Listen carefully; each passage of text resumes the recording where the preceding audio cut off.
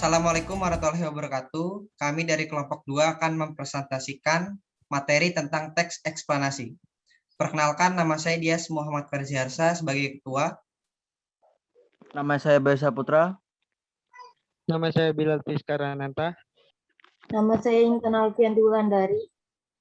Nama saya Ibnil Has. Pengertian, tujuan, dan ciri teks eksplanasi. Pengertian.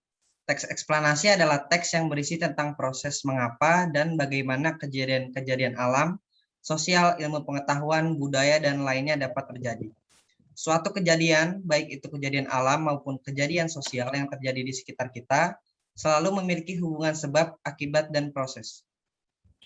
Tujuannya adalah menyuguhkan informasi yang rinci terhadap para pembaca agar memahami suatu fenomena alam atau sosial yang terjadi. Ciri-cirinya. Yang pertama, informasi yang dimuat berdasarkan fakta, faktual.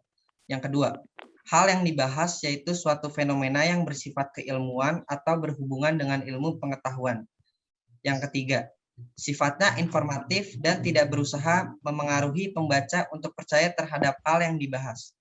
Keempat, menggunakan kata penanda urutan. Dan yang terakhir kelima adalah fokus pada hal umum atau generik, bukan partisipan manusia, contoh tsunami, banjir, gempa bumi, dan hujan atau lainnya. Struktur teks eksplanasi. Sebuah teks bisa dikategorikan sebagai teks eksplanasi jika memiliki struktur sebagai berikut. 1. Pernyataan umum, yaitu menjelaskan tentang gambaran umum fenomena atau peristiwa alam yang akan dibahas. Poinnya bisa mengangkat tentang proses bagaimana fenomena atau peristiwa alam tersebut bisa terjadi. Kedua, urutan sebab akibat.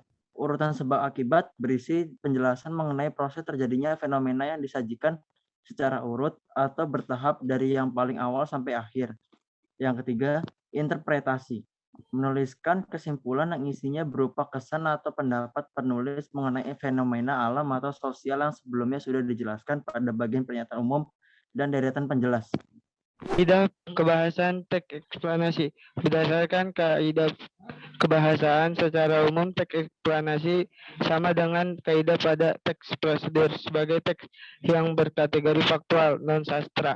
Teks eksplanasi menggunakan banyak kata yang bermakna denotatif. Kaidah kebahasan teks eksplanasi. Deskripsi alat karya kerja imperatif. Pernyataan persuasif, kata teknis, konjungsi penjumlahan.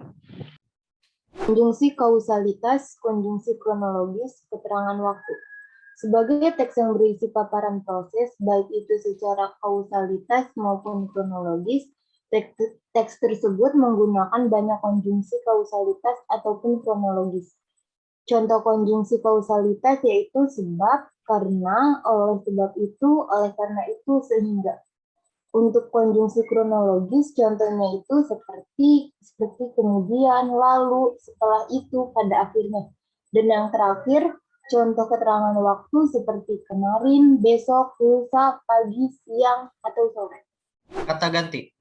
Kata ganti dalam teks eksplanasi bukan kata ganti orang.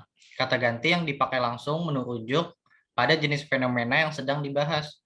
Kata ganti yang digunakan adalah kata benda, baik yang abstrak maupun konkret. Contoh, kata benda yang sering digunakan dalam teks eksplanasi adalah banjir, gerhana, kesenian, embrio, dan lain-lain. Kata ganti orang seperti ia, dia, atau mereka yang tidak pakai dalam teks eksplanasi. Tidak ada kata ganti persona sama sekali. Mengapa? Karena teks eksplanasi pada dasarnya tidak menjelaskan individu. Teks ini berusaha mengungkapkan peristiwa atau gejala alam.